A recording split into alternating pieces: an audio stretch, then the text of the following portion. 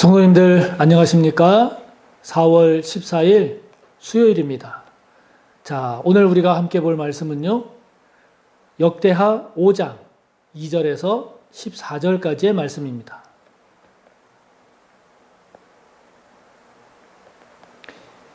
역대하 5장 2절에서 14절까지의 말씀입니다.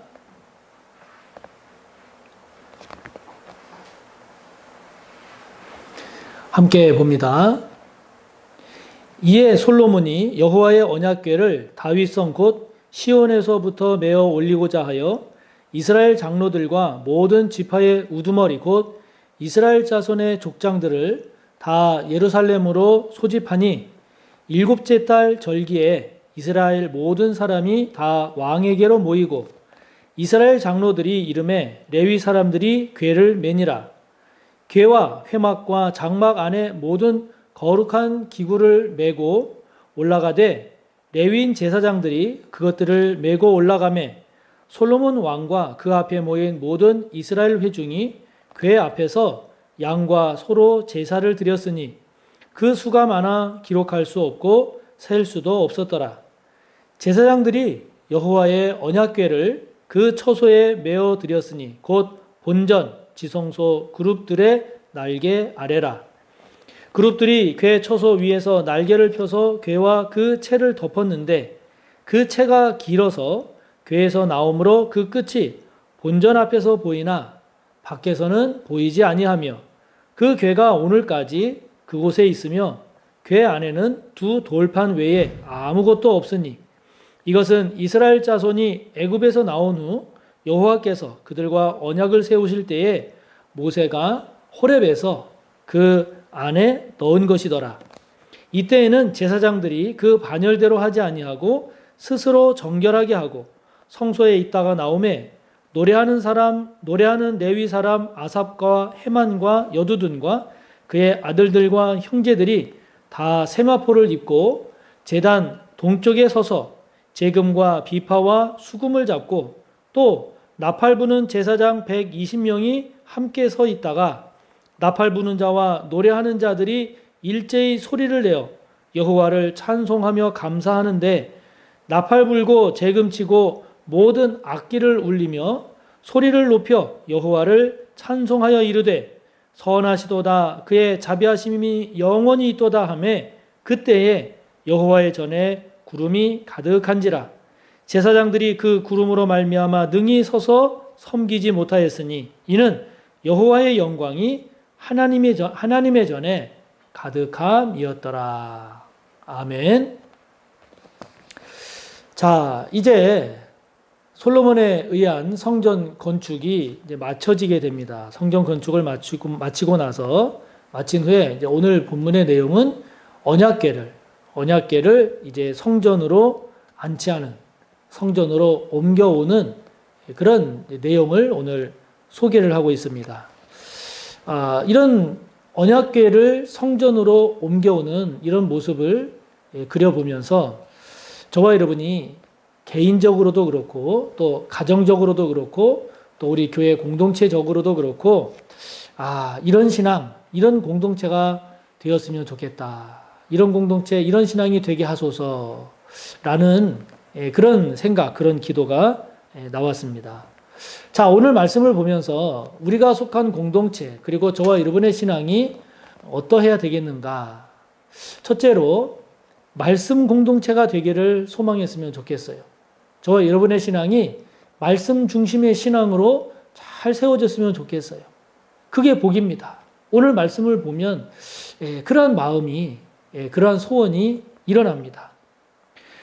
자, 이 언약궤죠. 이 언약궤가 오늘 2절 말씀을 보면 다윗성 곧 시온에서부터 이제 예루살렘 성전으로 이제 메고 오게 됩니다. 다윗이 예루살렘을 함락하면서 하나님의 이 언약궤를 다윗성에 모셨습니다. 그래서 그 다윗성의 언약궤가 있었는데 이제 솔로몬에 의해서 예루살렘 성전이 다 건축이 되고 나니까 이제 그 언약궤를 다윗성에 있는 언약궤를 이제 성전으로 지금 옮겨오는 겁니다. 옮겨오는데 7절 맨 마지막을 보면 7절 맨 마지막을 보면 그 언약궤를 다윗성에서 옮겨와서 성전, 본전, 지성소 그룹들의 날개 아래에 언약궤를 모셔옵니다. 여기 본전은 성전의 내실입니다. 다른 말로 말하면 지성소와 같은 영역입니다. 다윗성에 있었던 하나님의 언약궤를 성전에, 예루살렘 성전의 가장 거룩한 지성소 내전에, 본전에, 내실, 본전에 지금 모심을 알 수 있습니다. 그러면서 오늘 10절 말씀을 보면 그 언약궤 안에는 지금 두 돌판 외에는 아무것도 없더라. 원래 이 언약궤 안에는 세 가지가 있었죠. 하나는 만나를 담은 항아리, 그리고 또 하나는 쌍난 아론의 지팡이. 이것과 함께 이제 십계명이 새겨진 두 돌판, 이렇게 이제 세 가지가 있었는데 지금 10절 말씀을 보면 궤 안에는 두 돌판 외에 아무것도 없다.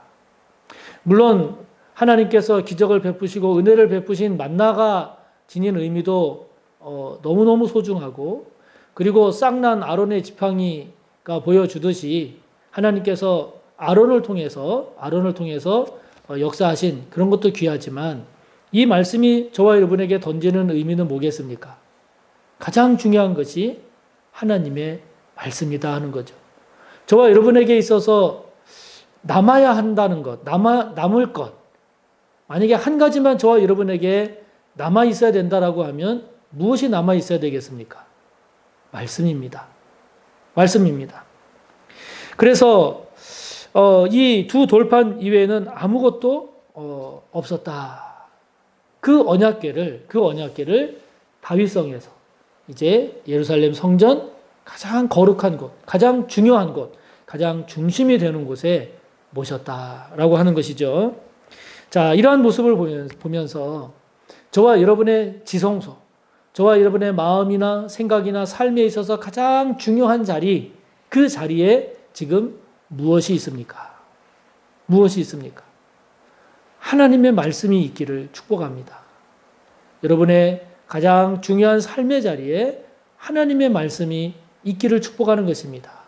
그거 이외에 다른 것이 그 중요한 자리를 차지하고 있다면 말씀 중심의 삶, 말씀 중심의 신앙으로 되기 위해서 하나님의 말씀이 여러분의 가장 중요한 그 자리를 하나님의 말씀으로 채우시기를 바랍니다.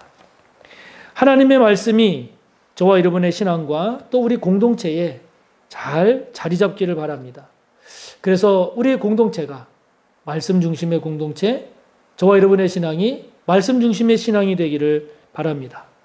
그런 점에서도 말씀 묵상하는 것을 놓치지 마시고, 말씀 묵상하는 일을 게을리하지 마시고, 말씀 묵상하는 일에 힘써 주시기를 다시 한번 부탁드립니다. 그게 복입니다. 두 번째로 오늘 말씀을 보면서 우리 공동체가 또 저와 여러분의 신앙이 예배 공동체, 예배 중심의 예배하는 신앙이 되었으면 좋겠다라고 하는 그런 생각이 솟아납니다. 자, 오늘 11절 말씀을 보면 제사장들이 스스로 정결하게 하면서 이제 하나님의 언약궤를 맞이하면서 찬양하고 경배합니다. 12절, 13절을 보면 레위인들이 노래합니다. 찬양합니다. 그리고 악기로 또 하나님을 경배합니다. 여기 12절에 나오는 악기 제금은 다른 말로 말하면 심벌지라고 생각하면 되겠습니다. 또 비파가 나오는데요. 하프를 생각하시면 되겠어요. 또 수금이 나옵니다. 이 칠연금, 7개의 현으로 되어 있는 그런 우리 검은과 같은 그런 칠연금을 생각하시면 되겠는데, 이런 다양한 악기로 하나님을 경배합니다. 찬양합니다. 또 노래합니다. 여러분, 이렇게 예배가 살아나고 찬양이 살아나고 그러면 삶이 살아나는 겁니다. 공동체가 살아나는 겁니다. 지금 언약궤를 다윗성에서 예루살렘 성전으로 들여오면서 이렇게 찬양이 살아나고 악기를 통한 각종 다양한 악기로 하나님을 경배하는 모습이 살아나는 이때를 보면 여러분 얼마나 복되게 보입니까? 얼마나 살아있습니까? 얼마나 은혜가 넘칩니까? 얼마나 기쁨과 감사가 넘칩니까? 그러므로 여러분, 예배가 살아나면 신앙이 살아나는 겁니다. 예배가 살아나면 삶이 살아나고 공동체가 살아나는 겁니다. 그러므로 저와 여러분이 이 말씀을 묵상하면서 우리 개인의 신앙도 그렇고 저와 여러분이 속한 소그룹이나 우리 교회 전체의 공동체를 생각할 때에 과연 저와 여러분 예배에 대해서 어떤 생각을 가지고 있는가? 우리가 예배를 드릴 때 어떤 마음과 어떤 자세로 예배 자리에 나아가고 있는가? 다시 한번 깊이 돌아보면서 우리 한 사람 한 사람 반드시 예배가 살아나기를 바랍니다.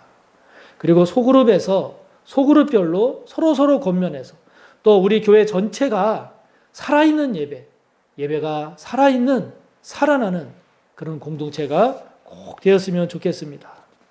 그래서 지금 우리가 임시 성전에서 이제 예배를 드리기 시작했습니다마는 먼저 서구교회에 있을 때보다 공간도 좁고 또 여러 가지 시설도 미흡한 점도 눈에 띌 것이고 그렇겠지만 그러나 그러한 모든 시설이라든지 또는 사람이라든지 환경을 뛰어넘어서 저와 여러분이 무엇보다도 가장 중요한 하나님을 향한 예배의 자세가 예배의 태도와 마음이 어떠한가를 다시 한번 돌아보면서 우리가 하나님 앞에 예배 드릴 때마다 온전한 예배로 오직 하나님께만 집중하는 오직 주님께만 집중하는 오직 하나님께만 경배를 올려드리고 높이는 이 예배를 살리는 일에 예배가 살아나는 일에 우리가 힘쓰고 또 우리가 사모했으면 좋겠습니다.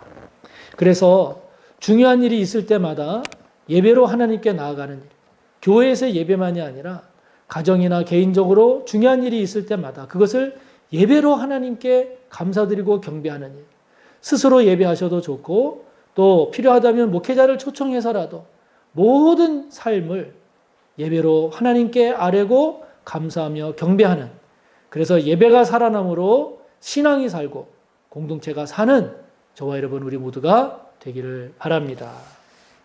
한 가지 더 오늘 말씀을 통해서 우리가 소원하고 또 기도했으면 하는 것은요, 저와 여러분의 신앙이 하나님의 영광이 임하는 신앙이 되기를 바랍니다. 우리 공동체가 하나님의 영광을 바라보는, 하나님의 영광이 임하는 그런 우리 공동체가 되기를 축복합니다. 오늘 14절의 말씀을 보면 하나님 앞에 찬양하고 다양한 악기로 경배를 드릴 때 구름이 여호와의 전에 임하면서 하나님의 영광이 가득하다고 했습니다. 여러분, 하나님의 영광을 보고 또 하나님의 영광을 고백하고 그 하나님의 영광 앞에 감사와 찬양하는 개인, 공동체, 얼마나 은혜롭습니까? 얼마나 가슴 벅찹니까? 얼마나 기쁘고 감사합니까? 여러분, 이것이 최고의 은혜입니다. 최고의 복입니다. 하나님의 영광을 사모하는 일, 하나님의 영광이 임재하는 것, 하나님의 영광을 높이는 것, 찬양하는 것, 그러한 신앙, 그러한 삶이 최고의 은혜요, 최고의 복입니다. 여러분, 오늘날은 과학이 발달하고 워낙 문화가 발전하다 보니까 하나님의 영광을 잘 의식을 안 해요. 그냥 내가 편하게 살고 나에게 문제가 없으면 그것이 최고다라고 하는 생각이 우리의 마음과 삶 속에 깊이 이렇게 자리 잡아 가고 있습니다. 그러나 여러분, 하나님의 영광이 최고입니다. 저와 여러분의 삶 가운데 하나님의 영광을 사모하고 하나님의 영광을 구하고 하나님의 영광 안에 거하기를 소망하는 그런 저와 여러분의 신앙, 저와 여러분의 고백, 저와 여러분의 믿음, 우리 그런 신앙 공동체가 될 때 우리는 정말 은혜로운 그런 신앙이요, 공동체요, 삶을 살아가게 될 것입니다. 그러므로 우리 자신을 돌아볼 때 저와 여러분이 얼마나 하나님의 영광을 사모하고 있는지, 얼마나 하나님의 영광을 구하고 있는지, 우리가 이 땅에만 파묻혀 사는 것이 아니라 하나님의 영광을 생각할 줄 알고 하나님의 영광을 구할 줄 알고 하나님의 영광을 사모하며 살아갈 줄 아는 저와 여러분이 되기를 바랍니다. 하나님의 말씀을 늘 중심에 놓고 하나님께 경배하고 찬양하는 예배자로서 한 걸음 더 나아가 하나님의 영광을 바라보고 사모하고 구하는 저와 여러분 우리 공동체가 되기를 바랍니다. 함께 나눈 내용 말씀을 생각하며 기도하고 또 여러분의 기도를 이어가십니다. 감사합니다.